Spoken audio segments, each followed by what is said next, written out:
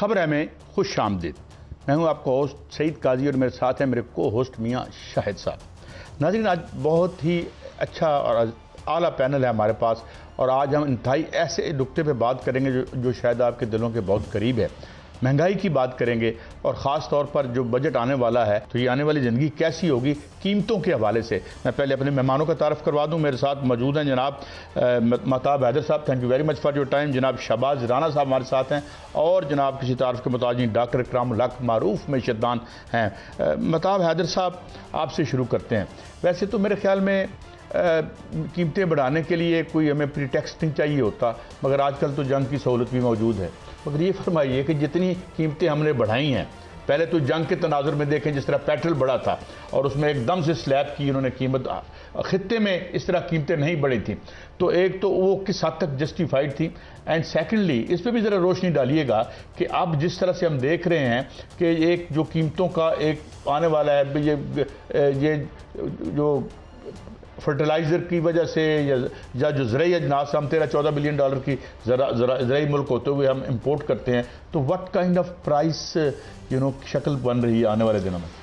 जी बिस्मिल्लाहिर्रहमानिर्रहीम, thank you very much. एक तो पहली बात ये है जी कि ये अगर मैं नंबर्स पहले ज़रा सामने रख दूँ तो IMF ने भी और हुकूमत पाकिस्तान ने भी जो इन्फ्लेशन के नंबर्स हैं उन्हें रिवाइज़ किया है, लेकिन अभी भी जो हुकूमत पाकिस्तान ने इन्फ्लेशन का टारगेट अगले साल का रखा है, IMF का कोई 8.4% है और जो हुकूमत पाकिस्तान है कोई 8.6% के लगभग की बात कर रहे हैं। ये ऑन एवरेज जो है ये बिलो रखा है। इंडिपेंडेंट इकोनॉमिस्ट और जो लोग पाकिस्तान की इकोनॉमी को समझते हैं वो ये कह रहे हैं कि बाय एंड जून इन्फ्लेशन 14 से 15% के दरमियान खड़ी होगी और अगले माली साल के दौरान जो ऑन एवरेज इन्फ्लेशन है, चूँकि एनर्जी का इंफ्रास्ट्रक्चर तबाह हुआ है तो ये जो फ्यूल की प्राइसेस है इन्होंने कम नहीं होना या तेज़ी से कम नहीं होना, कम से कम पहले 3 से 6 माह के दौरान। तो ऑन एवरेज यहीं रहेंगी जितनी हो चुकी हैं या ऊपर जा सकती हैं? ऊपर भी जा सकती हैं, डिपेंड करता है कि अब ये जो पीस निगोसिएशंस हैं ये किस करवट जो है वो बैठती हैं, लेकिन कम नहीं होनी प्राइसेस। तो ऑन एवरेज जो अगले साल की इन्फ्लेशन है वो डबल डिजिट के अंदर रहेगी और 11% के लगभग रहेगी। इसका मतलब ये है कि आपको मज़ीद मॉनेटरी टाइटनिंग करनी पड़ेगी और पाकिस्तान के लोगों के लिए कोई अच्छी खबर नहीं है। उसकी वजह ये है कि हमने पिछले 2-2.5 साल पहले 38% की इन्फ्लेशन भी देखी है, तो 38% के ऊपर सिंगल डिजिट के अंदर आई, पहले 4 से 5% के दरमियान, 6% के दरमियान, और अभी उसके ऊपर जो है वो अगर डबल डिजिट के अंदर अगले माली साल के अंदर इन्फ्लेशन रहती है तो पिछले 5 सालों के दौरान पाकिस्तान में अल्टीमेट यही रिज़ल्ट होना था कि गुर्बत में इजाफा और बेरोज़गारी में इजाफा। चूँकि इसको इकॉनमी की टर्म में कहते हैं स्टैगफ्लेशन। पिछले 5 साल से ये मुल्क स्टैगफ्लेशन की सूरत हाल से गुजर रहा है कि स्टैग्नेशन और इन्फ्लेशन, जी बिल्कुल, कि लो ग्रोथ हायर इन्फ्लेशन। हाँ, ठीक है। इसका मतलब ये है कि पाकिस्तान के लोगों के लिए कोई अच्छी खबर आइंदा माली साल के दौरान भी नहीं है। ठीक हो गया। अच्छा साहब, मसला ये है, अभी काजी साहब ने बात की और महताब साहब ने बताया, ये मेरे हाथ में एक तकरीर पड़ी हुई है। अभी फिर दोबारा बजट आ रहा है और ये तकरीर है सेनेटर मोहम्मद औरंगज़ेब साहब की, जो कि वज़ीर ख़ज़ाना है। आप तो मईशत के जो हैं अशारिये आपकी टिप्स पर हैं। गुज़श्ता बजट की जब तकरीर कर रहे थे तो उस वक्त उन्होंने कुछ रिफॉर्म्स की बात की थी। जो हम बात करते हैं, जब गुर्बत की बात करते हैं, जब महंगाई की बात करते हैं, चोरी रोकने की बात करते हैं या तजारत को बेहतर करने की बात करते हैं, तो उस वक्त सामने क्वेश्चन ये आता कि रिफॉर्म्स, और रिफॉर्म्स की बात की जिसमें FBR की रिफॉर्म्स की बात की गई, उसमें एनर्जी रिफॉर्म्स की बात की गई, SOEs की रिफॉर्म्स की बात की गई, और तीनों सेक्टर जो हैं उनमें से रिफॉर्म्स तो एक साल में काफ़ी तमगे भी मिल चुके हैं वज़ीर तवानाई को, और मोहम्मद अली साहब ने भी तमगा ले लिया। अब तमगा गारी साहब को भी मिला। जी जी, उनको भी तमगा मिल गया। लेकिन क्या सर FBR की रिफॉर्म्स हुई? 680 अरब रुपए का शॉर्टफॉल आपके ही खबर है। और क्या टैक्स चोरी रुकी है? क्या टैक्स कलेक्शन बेहतर हुई है? क्या जो 680 अरब रुपए का शॉर्टफॉल है हम उसको शॉर्टफॉल कहेंगे या टैक्स चोरी कहेंगे? और दूसरी ये है कि क्या एनर्जी में रिफॉर्म्स हुई? क्या कैपेसिटी पेमेंट से जान छूटी? और मियां शाहिद साहब बहुत शुक्रिया था कि एनर्जी को तो आप मेरे से बहुत ज़्यादा बेहतर समझते हैं। जो लाइन लॉसेस हैं, जो चोरी है, वो अपनी जगह पे मौजूद है। और चूंकि इस चोरी का इम्पैक्ट आता है, आपको पता है, सर्कुलर डेट के ऊपर। सर्कुलर डेट क्या है जी? कंपनियों को अदाइयाँ जो हुकूमत ने करनी होती है वो कर नहीं पाती, जो बिजली खरीदती है पावर प्लांट्स को।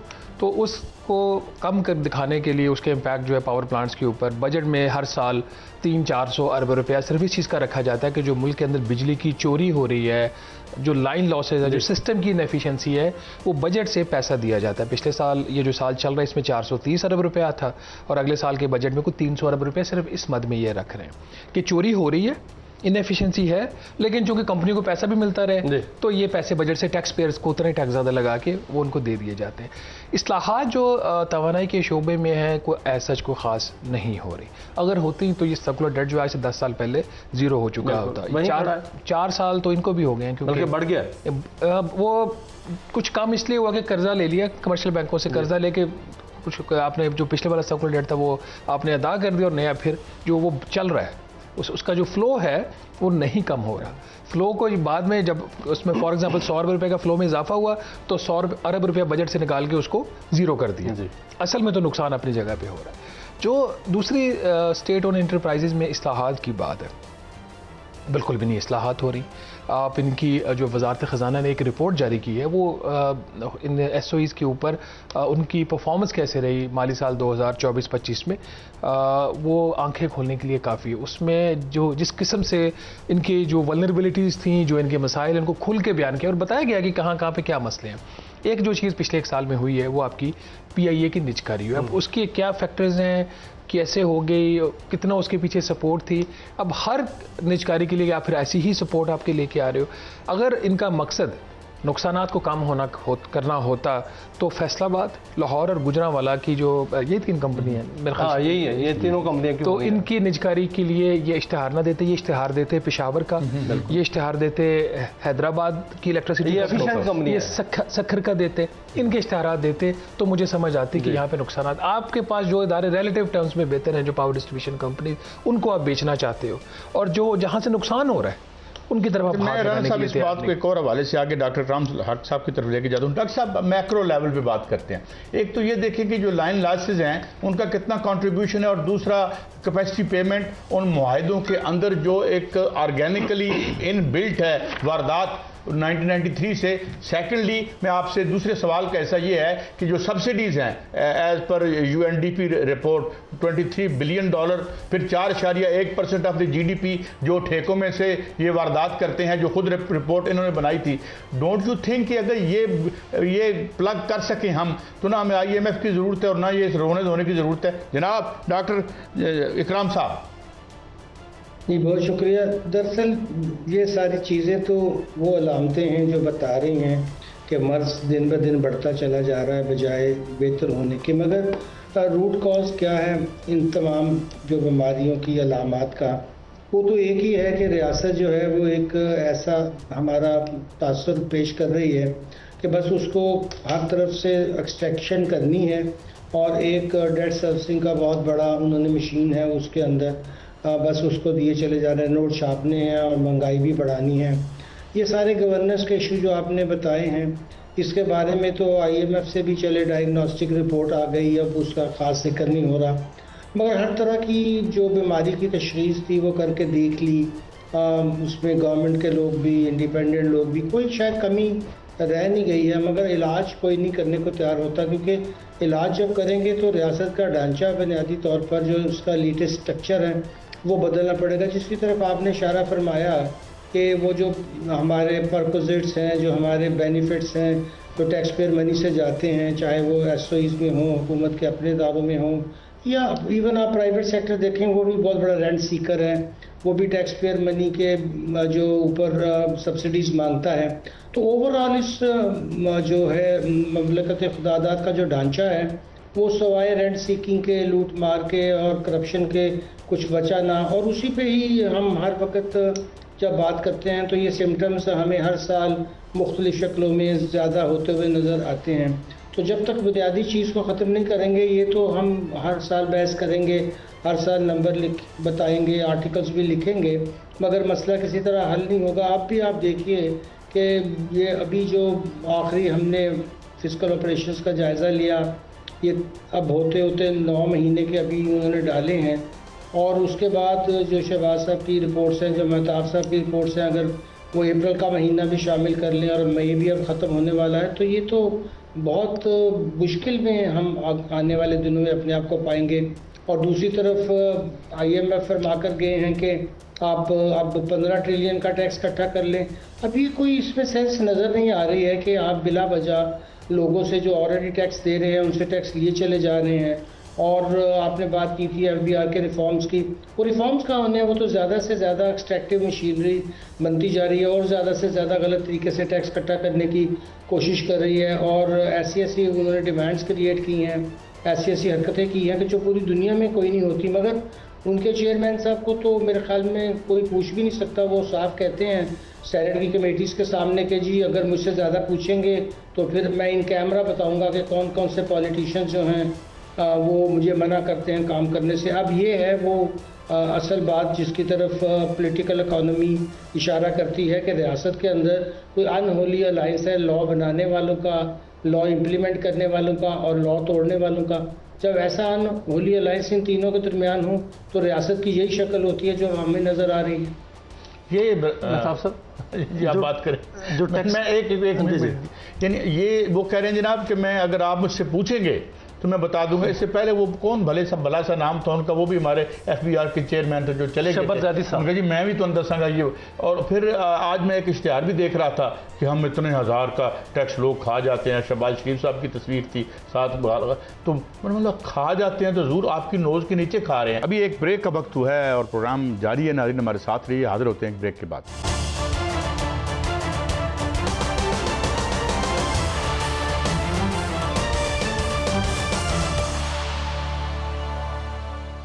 सवाल मेरा आपसे ये है कि this system is anti people, oppressive, pro elite. अगर हम आम आदमी की बात करें, बात कर सकते हैं हम, तो यहाँ पे सिर्फ ये तय पा गया है क्योंकि यार लोगों ने कोई एहतजाज करना है, एहतजाज को वैसे हमने बर्बाद कर दिया है। तो डू यू थिंक कि एक जो ये हमले हैं इसकी एक वजह ये भी आवाम के लिविंग स्टैंडर्ड्स पे जो ऑलरेडी हो रहे हैं, ये ढांचे के अंदर इनहेरेंट प्रॉब्लम है जिस तरह डॉक्टर साहब कह रहे हैं? जी बिल्कुल, डॉक्टर साहब से मैं इतफाक़ करता हूँ। और मैं आपको बताऊँ, अगर मुझे कोई रिफॉर्म्स का वर्ड यूज़ करे ना तो मेरा एंटीना खड़ा हो जाता है। और वो एंटीना ये बताता है कि इसका मतलब है कि कोई एंटी पीपल कोई काम होने वाला है। इस मुल्क में रिफॉर्म का मतलब है बिजली की कीमत बढ़ा दें, गैस की कीमत बढ़ा दें। कोई एंटी पीपल काम आपने करना है उसको नाम रिफॉर्म का दे दें। ठीक है, reform means nothing. New speak 1984 वाली है। इसलिए ये रिफॉर्म्स जो वर्ड है ना जी, इसको तो मैं बिल्कुल यानी देखता हूं जब स्टोरीज के अंदर मजबूरी में हम लिखते हैं। एक सेकंड मुझे दीजिएगा, जिस तरह आप रिफॉर्म से डरते हैं, अभी मुझे एक नया धचका लगा है कि $5 बिलियन के और मुआहदे शहबाज शरीफ साहब चाइना से करेंगे। इस पर भी मैं दहल गया हूं हजूर। ये खबर आ रही है कि मैं आपको बताऊं, मुझे तो ये जो है ना, ये कैपेसिटी रीपेमेंट की जब बात करते हैं तो मुझे सबसे पहले चाइनीज पावर प्लांट जहन में आते हैं। उसकी वजह ये है कि अगर 2 ट्रिलियन का कैपेसिटी रीपेमेंट्स हैं, मियाँ साहब आप इसको ज़रा मुझे वेरीफाई भी कीजिएगा अगर मैं गलत हूँ तो 1 ट्रिलियन से ज़्यादा जो है वो चाइनीज़ के, बिल्कुल ऐसा ही, और वो डॉलर्स के अंदर है। देखें, 2 चीज़ें हैं जिस पे जो है ना वो बात करनी ज़रूरी है। एक तो वो लोग जिन्होंने 2013-14 में इस मुल्क के अंदर नया स्टेज सेट किया पॉलिटिकल लेवल पे, नाम नहीं मैं ले सकता, अगर आप कहेंगे तो मैं ले लूंगा। कोई नहीं, हम काट देंगे, आप काट दीजिएगा। तो वो जो लोग थे उनसे कोई पूछे, और दूसरा इन लोगों से पूछे जो आज भी हुकूमत के अंदर है कि इन्होंने उस तरह के एग्रीमेंट्स क्यों किए कि आज हमारे गले की हड्डी है। उसकी वजह ये है जिस अंदाज में चला रहे हैं। एक तो ये जो एनर्जी के मिनिस्टर है ये मुझे कंफ्यूज लगते हैं। ये एक दिन जो है वो सोलर को प्रमोट करने की बात करते हैं, प्रैक्टिकली ये डिस्करेज कर रहे होते हैं। मुझे जो नज़र आ रहा है, मुझे ये नज़र आ रहा है कि मुझे 2-3 सालों में डिस्कोस के बाहर डिस्कनेक्शंस के लिए लोगों की लाइनें नज़र आ रही हैं। ये दोबारा मैं ज़रा समझाइएगा आम आदमी को। मेरा कहने का मतलब ये है कि लोगों ने अपना, इस मुल्क के अंदर भी हाइब्रिड सिस्टम है ना पॉलिटिकल लेवल पे, लोगों ने भी हाइब्रिड सिस्टम के ऊपर जाना है और हाइब्रिड सिस्टम के अंदर जाके हर वो तरीकाकार अपनाना है जिससे वो एनर्जी की रिक्वायरमेंट्स पूरी कर सके सस्ते तरीके से। तो उन्होंने सोलर के ऊपर चले जाना है और ये बिजली अपनी बेचते रहे। ये नेशनल ग्रिड पे अभी एक रिपोर्ट आई है, वो रिपोर्ट ये बताती है कि कोई 11% रिडक्शन है उसके ऊपर, तो लोगों ने उसी तरफ जाना है। आप अपने तौर पे पॉलिसी यहाँ बनाते रहें। हल यही है कि आप बजाय इसके कि लोगों को मज़ीद बताएं कि चाइना के अंदर जाके आप क्या B2B प्रोजेक्ट्स करें, मुझे कोई प्रॉब्लम नहीं है, लेकिन उनकी जो स्टेट ओन्ड जो आपने किया और ख़ासकर एनर्जी सेक्टर के अंदर किया, वो किसी तौर पे भी मुल्क के लिए बेहतर साबित नहीं हुआ। लेकिन उसमें प्रॉब्लम ये भी है, और ये भी हमें याद रखना चाहिए, जब हुकूमत से बात की जाती है तो वो कहते हैं कि उस टाइम कोई पाकिस्तान में इन्वेस्ट करने के लिए तैयार नहीं था और उन्हें तवक्को थी कि पाकिस्तान में ग्रोथ बढ़ जाएगी। लेकिन फिर मैं उन लोगों का हवाला देना चाहता हूँ कि जिन लोगों ने वो 13-14 में वो स्टेज सेट किया था और सारी चीज़ों को डिसमेंटल किया था, उनसे तो कोई नहीं पूछ सकता, ना मैं पूछ सकता हूँ ना आप पूछ सकते। असल में मेहताब साहब बहुत सी चीज़ों के हम ऐनी शाहिद भी हैं, आप भी, राणा साहब भी। राणा साहब ने तो बहुत लिखा है, 2015 की वो जो पॉलिसी थी मैंने खुद देखा, और जितनी ताकत थी हमने भी लिखा। बल्कि बहुत से ऐसे मुआहदे और बहुत से ऐसे इवेंट्स हैं जिस पे मैं मौजूद होता था वहाँ पे। हवेली बहादुर शाह जब हुआ तो उसमें उस वक्त के वज़ीर आज़म और उस वक्त के वज़ीर आला ने जो वहाँ पर बातें की थी वो सारी की सारी ज़हन-नशीन है, अभी तक याद है। निकाल दें, कोई फ़ायदा नहीं। तो जो नेपरा ने उस वक्त पॉलिसी गाइडलाइन जारी की थी, उसमें ये लिखा गया था कि जो पावर प्लांट्स होंगे उनकी मशीनरी ब्रांड न्यू होगी। लेकिन जो आई और ख्वाजा आसिफ साहब से जब मैंने क्वेश्चन किया कि वो तो सुपर क्रिटिकल से सब क्रिटिकल है, तो उन्होंने सुपर क्रिटिकल लिखा, अल्ट्रा सुपर क्रिटिकल लिखा हुआ है, तो उन्होंने कहा ये पायलट है, हम देख लेंगे बाद में होता है, तो आप ज़्यादा बातें ना करें। तो इस तरह हम फिर खामोश हो जाते हैं। राणा साहब, अभी बात हो रही थी FBR की। FBR जब एक हदफ मुकर्रर करता है 15,000 अरब रुपए का या 14,000 अरब रुपए का, उसमें जब टैक्स कलेक्शन होती है तो मुलाजमीन टैक्स देते हैं 400, 500, पौने 500 अरब रुपया, 600 था, 600 अरब रुपया तक, 630 था जी हाँ। इतना टैक्स तो मुलाजमीन से कट जाता है। जो मेरी असेसमेंट ये है कि तकरीबन 24-25 करोड़ आवाम है, तो 24 करोड़ आवाम टैक्स देते हैं।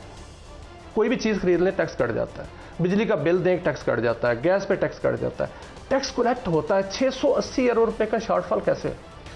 देखिए, बहुत सारे फैक्टर्स होते हैं जिसकी बेस पे ये टैक्स का जो हदफ है वो रखा जाता है। उसमें कुछ चीज़ें होती हैं, कुछ नहीं होती हैं। लेकिन जो असल बात है ना, टैक्स का हदफ आप रखते कैसे हैं।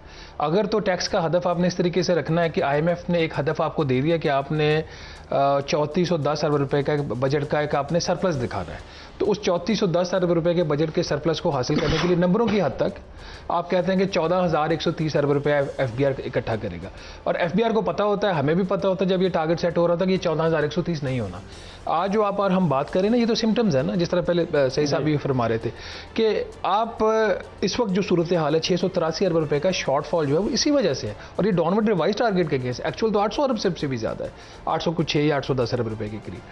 तो प्रॉब्लम यहाँ पे ये है कि जब टैक्स के अहदाफ रखे जाते हैं जैसे इस वक्त रखा जा रहा है 15,264 अरब, आज का दिन है ये आपको 5 जून से पहले का वक्त है जब चेयरमैन FBR बता दें गवर्नमेंट को कि वो 15,264 अरब इकट्ठा कर सकते हैं या नहीं कर सकते। अगर वो नहीं कर सकते तो वो मीडिया को भी बताएं और गवर्नमेंट को भी बता दें कि हम नहीं कर सकते, तो हमें क्रिटिसाइज ना कीजिए, क्योंकि मसला कैपेसिटी का है। कैपेसिटी और या मजबूरियां करने कैपेसिटी के भी इशूज़ हैं, नीयत के भी इशूज़ हैं, ये दोनों चीज़ें हैं। जब पैसा आपको आसान तरीके से मिल जाए, अगर पूरे मुल्क की टैक्स कलेक्शन 95% जो है 97% तक भी गई है, चलें एवरेज ले लें 95% की पूरे मुल्क की टैक्स कलेक्शन में FBR का कोई काम नहीं है, वो खुद ब खुद पैसा आ रहा है। वो आपने पानी की बोतल खरीदी उसके ऊपर टैक्स है, आपने ब्रेड खरीदी उसके ऊपर टैक्स है, आपने पेस्ट्री खाई उसके ऊपर टैक्स है, दूध का डिब्बा उसके ऊपर टैक्स है, बच्चों का दूध है उसके ऊपर टैक्स है। अच्छा, आप कुछ भी ना करें, आपने कोई चीज़ वहाँ से खरीदी है 50 रुपये की, उसकी कंप्यूटर रसीद निकली, उसके ऊपर 1 रुपया फीस लगाई, FBR को हो जाता है। किस लिए जाता है POS के नाम पर? 5,000 का बिल हो या 50 लाख का बिल हो, FBR 1 रुपया किस चीज़ का ले रहा है और वो पैसा लेकर वो अपने खर्चे पूरे कर रहे हैं। तो कैसा मुल्क चल रहा है, ये कैसा निज़ाम है? और फिर ये कहते हैं जी हमें क्रिटिसाइज ना करो, हम बड़ी एफर्ट्स कर रहे हैं, वज़ीर आज़म साहब हर हफ्ते FBR की मीटिंग करते हैं, इस्लाहात हो रही हैं। The only solution that we have or may we have is कि जी आप जितना इसको डिजिटाइज कर दें, जितना FBR से चीज़ें परे ले जाएं। आप सिस्टम ऑटोमेटिक कर दें, टैक्स रेट्स को कम कर दें तो निज़ाम ठीक हो सकता है। जिस तरह 14,130 अरब नहीं हो उस तरह 15,264 राना साहब, हम तो पटवारी के इंस्टीट्यूशन को ख़त्म नहीं कर सके क्योंकि हमें वो सपोर्ट करता है, लेकिन पंजाब में काफ़ी बेहतरी आई है। अभी एक ब्रेक का वक्त हुआ है और प्रोग्राम जारी है। नाज़रीन हमारे साथ रहिए, हाजिर होते हैं एक ब्रेक के बाद।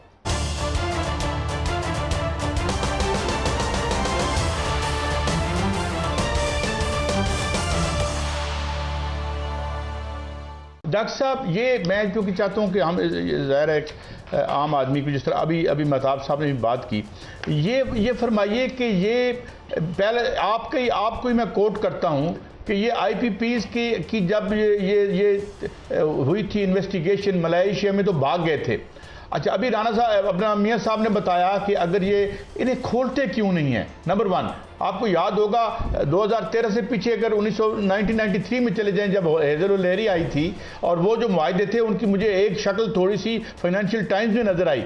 डू यू थिंक कि हम इतने मजबूर थे कि हमें इतने स्वीट डील्स उन्हें देनी पड़नी थी, या उसी दिन से बदनीयती शामिल थी? जी देखिए, पहली दफ़ा जब मुआहदा हुआ तो बहुत जाहिर था कि पॉलिसी अभी लिखी नहीं गई थी 1994 की। तो एक कंपनी आई और उसको कहा गया कि आपको यहाँ कोई टैक्स नहीं आपसे लिया जाएगा, बिल्कुल किसी किस्म की कॉर्पोरेट आप पे टैक्सेशन नहीं होगी, आप जितनी मर्जी लूट मार करें, जितना मर्जी पैसा यहाँ से बाहर लेकर जाएं, रेट ऑफ इंटरेस्ट आप जो मर्जी अपना बाहर के कर्ज़ों का दिखाएं, और जो कॉस्ट थी वो भी किसी ने स्क्रूटनाइज नहीं की कि उसमें कितनी ट्रांसफ़र प्राइसिंग थी, कितना पाकिस्तान को लूटा गया। ये तो बहुत ही गमगीन दास्तान है पाकिस्तान के अवाम की कि जहाँ वर्ल्ड बैंक ने मिलकर यहाँ जो लोन्स और उसके बाद जो, ये तो जाहिर करती है कि सिर्फ हम बाहर की बड़ी कंपनीज को ब्लेम करते हैं, यहाँ तो मल्टीलैटरल अदारों का रोल देखें आप कि कैसे उन्होंने पाकिस्तान को तबाह किया है। और कुछ काम चलता ही रहता है, मगर ये बहुत सोच समझ कर किया गया। और वो डॉक्यूमेंट्स जो थे जिसके ऊपर सॉवरेन गारंटीज हुई, जिस तरह की लूट मार की गई, उसको कोशिश की एक ज़माने में जब हमारे काबिल वज़ीर कानून थे तो उन्होंने कहा जी कि ये हम अमेरिका के अंदर इनके ऊपर करप्ट प्रैक्टिस के केस बनाएंगे। मुझे भी कंसल्ट किया गया तो मैंने कहा कि चलिए, मुझे अमेरिकन लॉ का तो पता है, करप्ट प्रैक्टिस का भी। वो सबसे पहले आपसे ये कहेंगे कि जो कमीशन आपके लोगों ने ली थी वो जमा करवाएं ख़जाने में, और फिर उसके बाद अपने लोगों को अरेस्ट करें, फिर हम आपको अमेरिका में इनको भी कंपनीज को हम पनिश करेंगे। और ये सुनना था कि वो बहुत अब इस दुनिया में नहीं रहे, अल्लाह ताला उनको जन्नत नसीब करें, बहुत आला पाए कि वो यहाँ की तो कॉर्पोरेट लॉज वगैरह के माहिर थे आइन के, मगर करप्ट प्रैक्टिस के लॉ के बारे में उनका इतना तजर्बा नहीं था। जब ये समरी बनकर गई तो फिर ऐसे ऐसे लोगों के नाम सामने आए जिनके अकाउंट्स में वाकई पैसा गया था, और फिर तय पाया गया कि नहीं इसको ना छेड़ें तो अच्छा है। ये जाहिर है जिस हुकूमत ने उसमें किकबैक्स नहीं लिए थे उसका व्यू था, फिर उन्होंने सोचा कि हम भी किकबैक्स लेते हैं, इसका अगर हम इनकी करप्शन नहीं पकड़ सके तो खुद करप्शन करते हैं। फिर उन्होंने जो नई पॉलिसी बनाई एनर्जी की और जो हरकतें की वो तो उनको भी काट गए। सो एक जगह बैठे हुए उन्होंने फरमाया कि आप हमें कोल वाला दे दें, तो उन्होंने कहा भाई ये तो हम डिसमेंटल कर रहे हैं, अब क्या करेंगे आप ये लेकर। उनका नहीं आप हमें बस लगा दें और इसकी नई एक इनवॉइस बना दें कि ये ब्रांड न्यू प्लांट ये 2016 वाले की बात कर रहे हैं, ये जो अभी लेके आए थे एहसन इकबाल साहब वगैरह। जी, तो उन्होंने कहा बस कमीशन का रेट बढ़ा दें, प्लांट जो आप डिसमेंटल क्यों करेंगे, हम जो है अपने माहौल को पॉल्यूट करने के लिए आप अपनी पोल्यूशन दूर करें, हम नहीं क्रिएट करते हैं। क्या क्या अब आपको दास्तान काजी साहब सुनाए जो सारी ज़िंदगी गुजरी इन्वेस्टिगेटिव जो वाइट कॉलर और जो स्टेट पैट्रनाइज क्राइम थे उनको इन्वेस्टिगेट करने में, और जब पाकिस्तान का हाल देखते हैं तो इसकी तो कोई मिसाल, पूरी दुनिया में किकबैक्स के निज़ाम है, सारा कुछ है, मगर लूट मार का जो बाज़ार हमने गर्म किया और जो हरकतें हमने की और अभी तक जारी हैं वो तो अनप्रेसिडेंटेड है।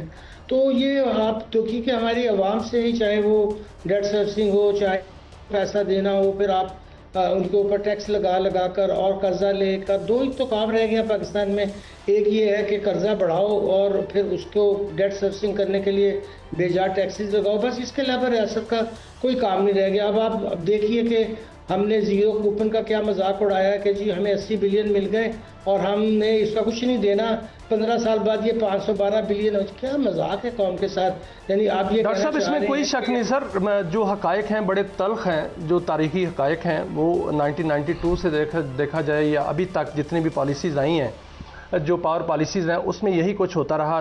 2000 की जो पॉलिसी है उसको अगर देखा जाए तो उसमें हाइडल पावर जो थी वो उसको रखा गया था कि फलां डैम बनने हैं, वो आज तक नहीं बने, और जो नीलम जेलम उसमें बना वो चल ही नहीं रहा। जो उसके बाद राजा साहब आए, राजा प्रोफेसर साहब, उनको बाकायदा तौर पर पहली वाक में मैं मौजूद था जब उन्होंने वाक की थी, और 400 अरब रुपए का उन्होंने बताया था सर्कुलर डेट है। उस वक्त सर्कुलर डेट जो है वो मुतारफ़ हुआ था, और उसी वक्त शॉर्टफॉल का भी लफ्ज़ जो है मुतारफ़ हुआ। तो फिर उसके बाद रेंटल पावर का एक लंबा चला और वो भी स्कैंडल बन के सामने आया। 2015 की जो पॉलिसी थी उसमें जो नंदीपुर उसमें लगा, और वहाँ के उस वक्त के सीईओ इस वक्त नंदीपुर तो पहले क्या चल रहा था? नहीं, पहले चल रहा था, लेकिन वो पहले कंप्लीशन हुई थी, वो बीच में मसला बन गया, पीपल्स पार्टी के टाइम पे चल रहा था, उसी वक्त, बल्कि जनरल मुशर्रफ के टाइम पे इसकी स्टार्ट हो गया था, हुआ था। लेकिन उस पर आपको याद है सुप्रीम कोर्ट में बहुत बड़ा एक मामला चला जिसमें यूसुफ रज़ा गिलानी साहब, फिर बाबर अवान साहब खत नहीं लिख रहे थे। ये बहुत बड़ा लंबा मसला चला था, और जब पीपल्स पार्टी मुस्लिम लीग नून का दौर आया, वो जो खत वाला मामला था मियां साहब, वो तो था ना, वो जो कुछ ऑफशोर, बाबर अवान साहब जो है वो खत नहीं लिख रहे थे। वो एग्जैक्टली वो कुछ गारंटीज की अप्रूवल का लॉ मिनिस्ट्री के पास सबरी गई थी नंदीपुर वाली, बिल्कुल वो क्लियर नहीं हुई थी। तो उस वक्त हो गई थी बाद में सुप्रीम कोर्ट में बताया गया था कि 200 अरब रुपए से जायद का नुकसान हो चुका है उस वक्त तक। फिर जब मुस्लिम लीग नून की हुकूमत आई तो उस वक्त वो दोबारा उसको संभल कर दिया गया, और जो उस वक्त सीईओ थे वहाँ पे, वो आजकल सेक्रेटरी हैं बहुत बड़े एक शोबे के, उनको 2.5 करोड़ रुपए उस वक्त इनाम से नवाजा गया कि उन्होंने फौरी तौर पे 3 महीने के अंदर, जो कि हमारी स्पीड है, कि इसको जो है वो खड़ा कर दिया। और उसकी सूरत हाल ये है आज तक कि वो चला नहीं है, वो 2%, 3%, 20% हार्डली वो चला है। और उसमें जो ऑयल डाला गया या उसको मिट्टी के तेल से धो के उसके पुर्जों को दोबारा लगाया गया, तो उससे वो ख़राब हो गई। मैंने ऑडिट रिपोर्ट पढ़ी है, उसमें बाकायदा तौर पर सामने लिखा हुआ है कि उसमें बाकायदा उसके साथ, अब मैं लफ्ज़ यूज़ नहीं करना चाहता, जो हुआ उसके साथ। इसी तरह बाकी पावर प्लांट्स के साथ भी हुआ। जो हवेली शाह बहादुर है उसमें यह कहा गया सुप्रीम कोर्ट में कि उन्होंने एक नई मशीनरी बनाई थी, हमने वो टर्बाइंस लगा ली, हमें उसका ये ज़रगाम इसाक खान ने मेरे सामने बयान दिया।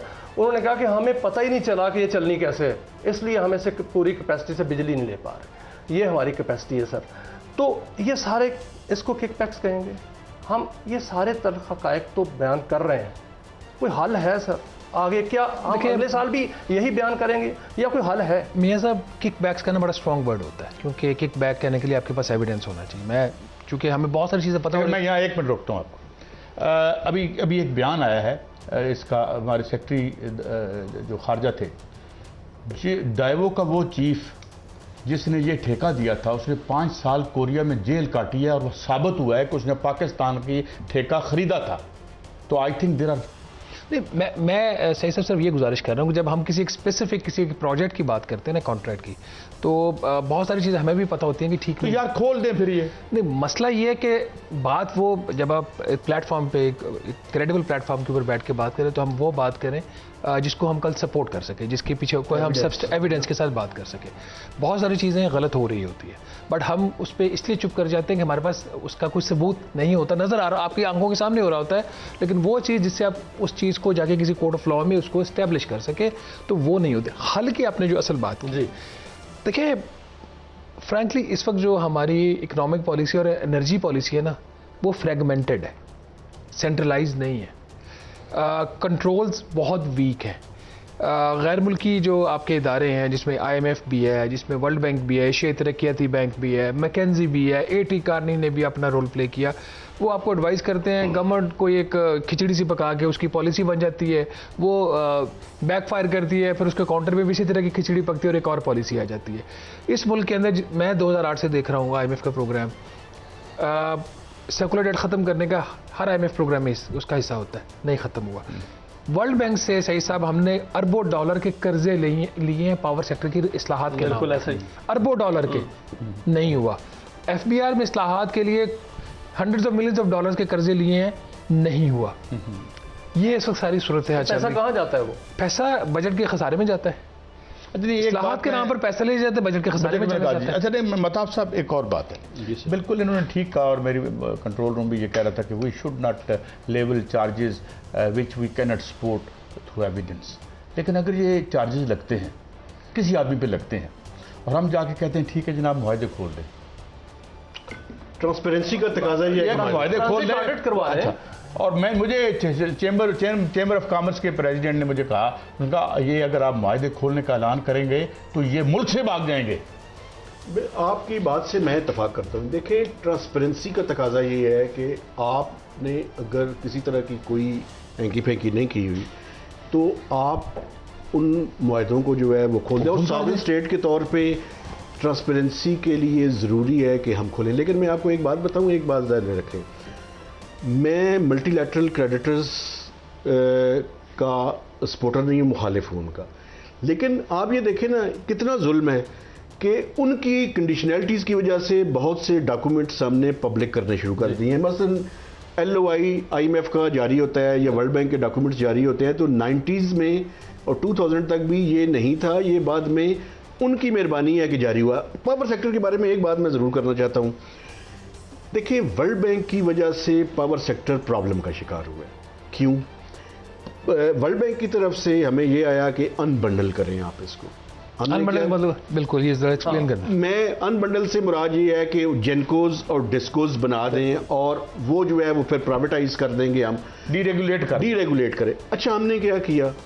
हमने आधा तीतर आधा बटेर रखा और उसकी वजह से आज ज़्यादा प्रॉब्लम है। हल आप पूछ रहे थे, या हम वापस वापडा पे चले जाएं या इस पूरे के पूरे सेक्टर को पूरी तरह से डीरेगुलेट करें। लेकिन ये बात करनी आसान है, ये करना इसलिए मुश्किल है। ये इन्होंने कर ली, उसकी बैलेंस शीट को क्लीन किया, पहले कुछ 600-700 अरब रुपए उसके अंदर रखे और उसकी वजह से अगर ये इनकी बैलेंस शीट, पहले तो मेरा ख्याल ये है कि इनकी बैलेंस शीट इतनी क्लियर नहीं है। लेकिन बकौल कुछ साफियों के, मेरे ख्याल में राना साहब ने भी ये बात की है कि अगर इन 3-4 को आप क्लीन करना चाहते हैं तो कोई 1 ट्रिलियन रुपीस के लगभग इन आपको जो है वो क्लीन करना पड़ेगा। इनकी लाइबिलिटीज़ इतनी ज़्यादा पड़ी हुई हैं। आखिरी हल आपने पूछा, इस मुल्क में हम टेक्नोक्रेट्स को आजमा चुके हैं। बिल्कुल, चार्टर्ड अकाउंटेंट्स, बैंकर्स, मेहरबानी करें पॉलिटिशियंस को फाइनेंस मिनिस्टर बनाएं। क्यों? इस मुल्क में हमने बड़ी ज़्यादा बातें पता है हमें, एग्जीक्यूशन पे और एग्जीक्यूशन और इम्प्लीमेंटेशन पे प्रॉब्लम है। कॉन्फ्लिक्ट ऑफ इंटरेस्ट है। देखिए ना, चीनी भी यही बना रहे हैं, बिजली भी यही बना रहे हैं, हमें कोई पता नहीं कौन मालकान है। इल्जाम लगता है, खुद ये एक दूसरे पे इल्जाम लगाते हैं यार कि आपके रिश्तेदार। ये डोंट यू थिंक कि कारोबार और आपकी बात से मैं आपको एक बात बताऊं, अगर फॉर्म 47 की हुकूमत ना हो और उसने लोगों के पास वापस जाना हो तो लोगों के पास कुछ ना कुछ मैकेनिज्म तो होगा कि वो उसकी अकाउंटेबिलिटी कर सके। ऐसा ही, बिल्कुल ऐसा ही। राणा साहब, टाइम थोड़ा है, बजट कैसा आ रहा है? क्या बजट है? कोई स्टेटस को का बजट होगा, 1-2 जगह पर रिलीफ की कोशिश कर रहे हैं तनख्वाहदार तबके के लिए और कुछ एक्सपोर्टर्स के लिए। कुछ कॉर्पोरेट सेक्टर के ऊपर भी उस पर इतना फोकस है। एक्सपोर्टर्स और तनख्वाहदार तबके की गवर्नमेंट की प्रायोरिटी है। बाकी नंबर्स आगे पीछे होंगे, ज़्यादा फ़र्क नहीं होगा। बड़े बड़े ऐलानात होंगे, इस्लाहात गिनवाई जाएंगी और एक उनकी जो अचीवमेंट आपको नज़र आएगी बार बार कि हमने ये कर्जा भी ले लिया और वो कर्जा भी ले लिया। ये कर्जा और वो कर्जे के अलावा हुकूमत के पास इस वक्त कोई प्लान नहीं है और ये चीज़ आपको बजट में एक चीज़ में इजाफा कर दूं, सुपर टैक्स के रेट्स में ग्रेजुअली कमी का 2% अभी कह रहे हैं। सुपर टैक्स एक्सप्लेन कर देना। जो सुपर टैक्स जो है वो बेसिकली कुछ कंपनीज पे और कुछ इंडिविजुअल्स पे भी, बड़े लोग जो ज्यादा पैसे कमाते हैं उनके ऊपर जो है वो सुपर टैक्स लगाया हुआ है, जिसकी वजह से मैं समझता हूँ ये जस्टिफाइड नहीं है। उसकी वजह ये है कि चाहे अमीर लोग ही हैं, लेकिन आपने एक टैक्स ले लिया। कंक्लूडेड 2-3 बातें सामने आई हैं। वो ये कि वेस्टेड इंटरेस्ट का मामला है, कॉन्फ्लिक्ट ऑफ इंटरेस्ट का मामला है, और एक बात जो बड़ी अहम महताब हैदर साहब को मैंने सुनी कि जनाब वापडन वापस दे दो। मैंने किन देखा था कि $23 बिलियन के प्रोजेक्ट वापडन ने किए, ना वो रन हुई कास्ट और कुछ नहीं हुआ। ये जो डीरेगुलेशन हुई है, जहाँ भी हुई है वहाँ कार्टेल बन गया। प्रॉपर्टी में कार्टेल बना, बिजली में कार्टेल बना, उसमें कार्टेल बना। तो इट मीन्स कि दिस काइंड ऑफ डीरेगुलेशन या अनबंडलिंग जिसे आप कहते हैं, इट क्रिएटेड कार्टेल और अवाम पिस गए। हाल क्या है ये आप पे छोड़ते हैं और इजाज़त लेते हैं। अल्लाह हाफिज़।